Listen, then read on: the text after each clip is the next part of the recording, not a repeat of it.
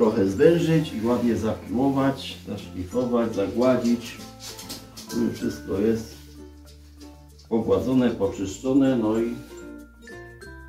no i to będzie dopiero do impregnatu, nie? Przygotowane niedługo. No i prawie gotowe.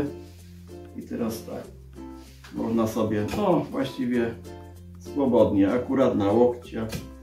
Tu jest tak, dokładnie pamiętam jak jest, to jest 66 cm.